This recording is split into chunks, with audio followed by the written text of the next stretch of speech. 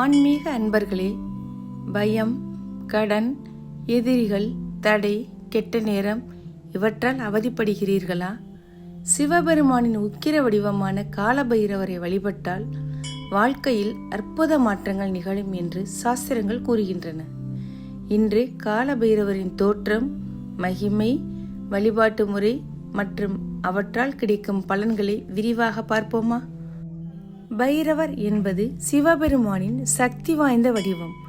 By என்றால் பயம், ரவ என்றால் நீக்குபவர், அதாவது பயத்தை நீக்குபவரே பைரவர்.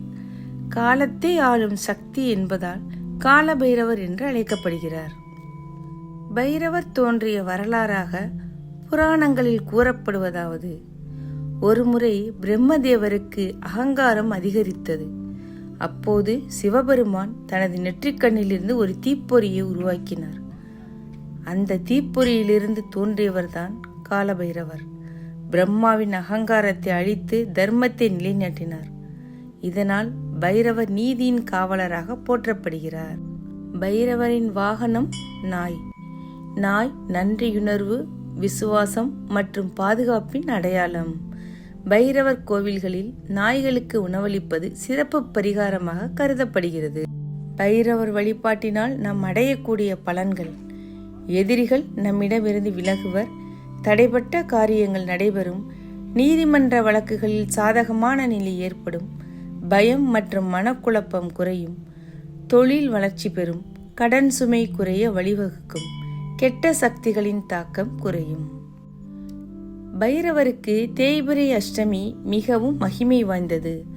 ஒவ்வொரு மாதமும் வரும் தேய்பிறை அஷ்டமி நாள் பைரவருக்கு மிகவும் உகந்தது. அன்று நெய் தீபம் ஏற்றலாம், கருப்பு எல் தீபம் ஏற்றலாம். ஓம் கால பைரவாய. அவ்வாறு கோவிலுக்கு செல்ல முடியவில்லை எனில் வீட்டிலேயே எளிய வழிபாடு செய்யலாம். காலை அல்லது மாலை தீபம் ஏற்றுங்கள். சிவப்பு அல்லது வெள்ளை மலர் சமர்ப்பியுங்கள். ஓம் கால பைரவாய நமக என்று ஜபியுங்கள். இயன்றால் நாய்களுக்கு உணவளியுங்கள்.